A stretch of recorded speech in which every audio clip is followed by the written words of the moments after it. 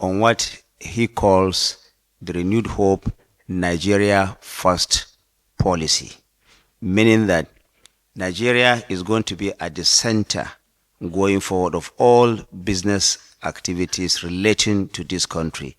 If there are any businesses to be done by anybody, the priority will be Nigerian first. If you have any local content, there is no reason for you to go outside this country to import. Now, this is in the form of an executive bill that will soon be issued by Mr. President. Already, Council has approved a set of those proposals, which I'm going to read to you, and the Office of the Attorney General of the Federation has been directed to prepare an executive order to be issued by Mr. President.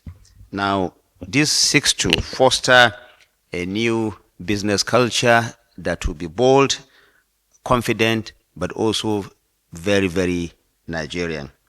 And it aims at making government to invest in our people and our industries by changing how government spends money, how we procure, and how also we build our economy.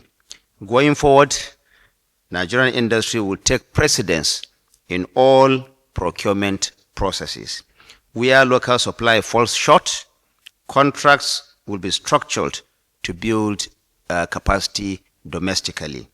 Contractors will no longer serve as intermediaries sourcing foreign goods where local factories die idle. Take the example of the sugar industry, for example. We still have so much importation of sugar coming into this country, yet we have the Nigerian Sugar Council that was set up to look inward to see how sugar production can be produced for the benefit of Nigerians. So President Bola Ahmed Tinubu has proposed that we will no longer just sit there and allow importation to come into this country where there is the capacity for production of any of these commodities locally.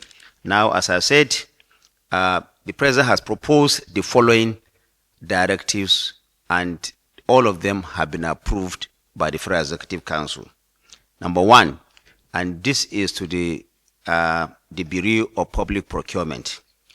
The BPP has been immediately directed to revise and enforce procurement guidelines to prioritize locally made goods and homegrown solutions. It has also been directed to create what is called local content compliance framework for all government procurements.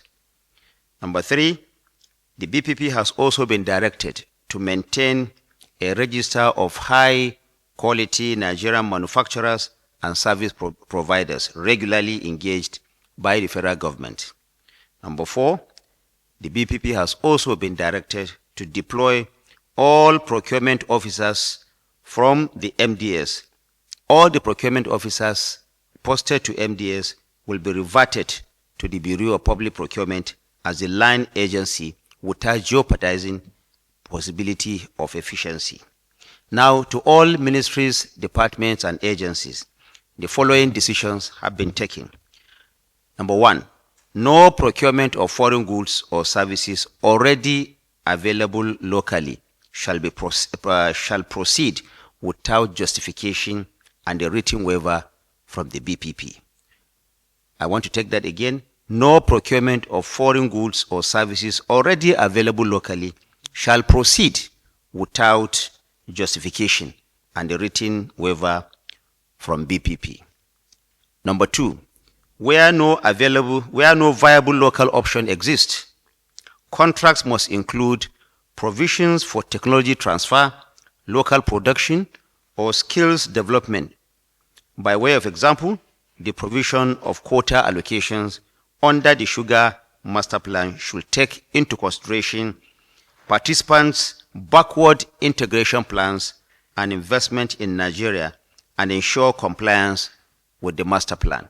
This is a major decision taken by the Federal Executive Council today. Number 3, there will also be, the MDS have also been directed to immediately conduct an audit of all procurement plans and submit revised versions in line with these directives. And number 4, breaches will attract sanctions, including cancellation of procurement processes by such MDS, and indeed disciplinary action against responsible officers. In this direction, like I mentioned earlier, the Office of the Attorney General of the Federation has been directed to prepare an executive order to give full legal effect to these resolutions of the Federal Executive Council. Now, what this seeks to do is to domesticate our processes. In other words, where there is the possibility of getting local manufacturers to supply any kind of goods or procure any kind of services, there will be no need for MDS to now procure these goods or services from outside this country. And where there is an exceptional need for these services to be procured from outside, there must be a waiver to be obtained, a written waiver to be obtained by the Bureau of Public Procurement. This is a major shift in government policy aiming to put Nigeria at the heart of all businesses in this country. In an era of the growth of local industries, local enterprise, self-belief, self-pride, and then the national pride for us all as Nigerians to believe in ourselves and also enhance our own capacity to produce goods and services without recourse to going outside our shores. Thank you very much, ladies and gentlemen. As we always say, let us please report responsibly, honestly, and patriotically in the interest of our country. Thank you very much.